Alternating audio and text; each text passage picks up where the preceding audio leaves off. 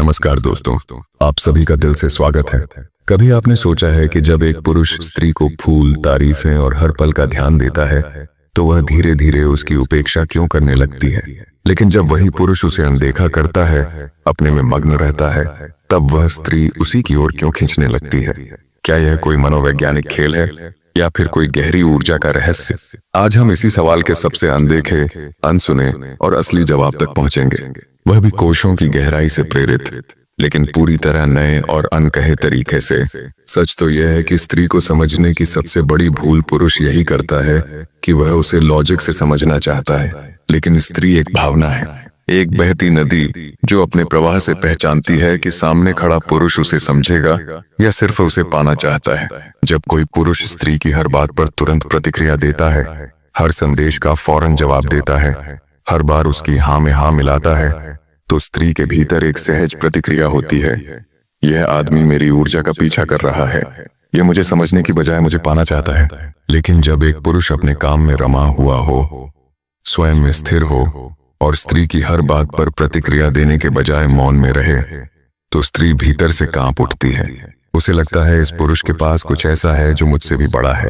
अब प्रश्न यह है, क्या स्त्री को नजरअंदाज करना ही उपाय है? क्या यह कोई गेम है जिसे पुरुषों को सीखना चाहिए? नहीं, यह कोई खेल नहीं, बल्कि यह एक ऊर्जा का संतुलन है जो तब बनता है जब पुरुष अपने स्व में स्थिर होता है, जब पुरुष भीतर से खाली होता है, जब वह स्वयं को स्त्री के प्रेम या स्वीकृति से भरना चाहता है, तब उसकी उपस्थिति स्त्री के लिए बोझ बन जाती है। वह प्रेम नहीं, प्राप्ति चाहता है और स्त्री इस बात को सूंघ लेती है।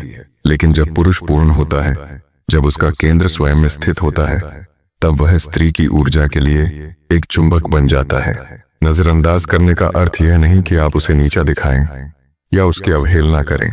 इसका अर्थ है कि आप उसकी उपस्थिति में भी स्वयं में रमे रहें। स्त्री को वही पुरुष आकर्षित करता है जो अपनी ही दुनिया में इतनी गहराई से जुड़ा हो कि वह स्त्री को कोई जरूरत महसूस ना कराए, बल्कि एक स्पेस दे जिसमें वह स्वयं खिल सके। कभी आपने देखा है किसी ध्यानमग्न योगी को? वह किसी स्त्री की ओर देखता तक नहीं, लेकिन फिर भी अनेक स्त्रियां उसकी ओर आकृष्ट होती हैं।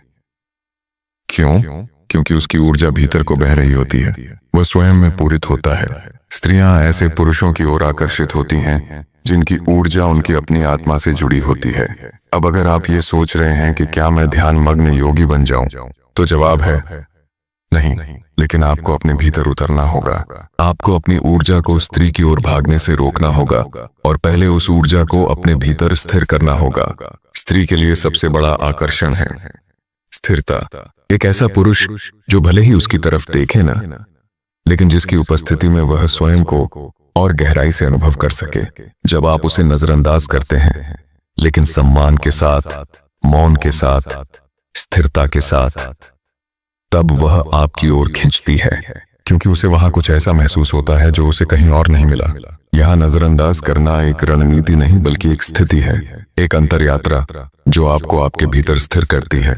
अब आइए इसे एक उदाहरण से समझते हैं। एक पुरुष है जो हर दिन स्त्री को मैसेज करता है, गुड मॉर्निंग, क्या खाया, कहाँ हो, सो गई? और एक दिन भी वह उत्तर नहीं देती तो वह बेचैन हो जाता है। दूसरा पुरुष है जो यदि स्त्री को देखता है तो केवल देखता है, लेकिन प्रतिक्रिया नहीं करता। वह जवाब तभी देता है जब देने योग्य हो। वह अपनी दिनचर्या में मग्न है, उसका जीवन किसी स्त्री के उत्तर से नियंत्रित नहीं होता। अब सोचिए कौन सा पुरुष स्त्री के भीतर उत्सुकता जगाएगा? जाहिर है दूसरा वाला। क्यों?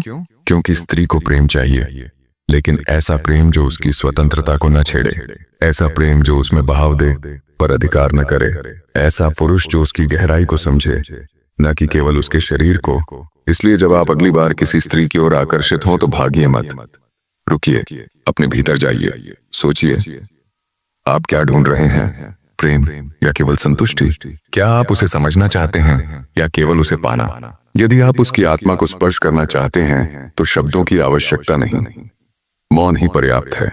आपकी ऊर्जा बोलती है, आपकी उपस्थिति बताती है कि आप कौन हैं, और स्त्री वही सुनती है जो कहा नहीं गया। यही कारण है कि स्त्रियां अक्सर उन पुरुषों को याद रखती हैं जो उन्हें समझे बिना भी उन्हें महसूस कर सके। वे पुरुष जो चुप थे पर गहरे थे, वे पुरुष जो उपस्थित थे पर जरूरतमंद नहीं थे। अब आप स्वयं से पूछिए, क्या आप भी ऐसे पुरुष बन सकते हैं? क्या आप अपनी ऊर्जा को इतना स्थिर कर सकते हैं कि वह स्त्री को अपने आप बुला ले? यही वह रहस्य है जो हर पुरुष को जानना चाहिए, और यही वह सत्य है जिसे ओशो ने सदियों पुरानी भाषा में, लेकिन आज के सबसे गहरे मनोविज्ञान में उतार दिया था, बिना किसी चालाकी के, केवल एक सच्चाई के रूप में। स्त्री तभी आपकी हो सकती है जब आप स्वयं के हो जाएं। तो अगली बार जब आप किसी स्त्री को देखें, उसे पाना मत चाहिए, बस उसे देखिए, उसकी उपस्थिति में मौन हो जाइए और फिर देखिए क्या होता है, क्योंकि सबसे बड़ा आकर्षण शब्दों में नहीं, ऊर्जा में होता है। मिलते हैं दोस्तों अगले वीडियो में। अगर वीडियो पसंद आया हो तो लाइक और शेयर करें, चैनल को सब्सक्राइब करना ना भूलें और कमेंट में अपने विचार लिखें। धन्यवाद।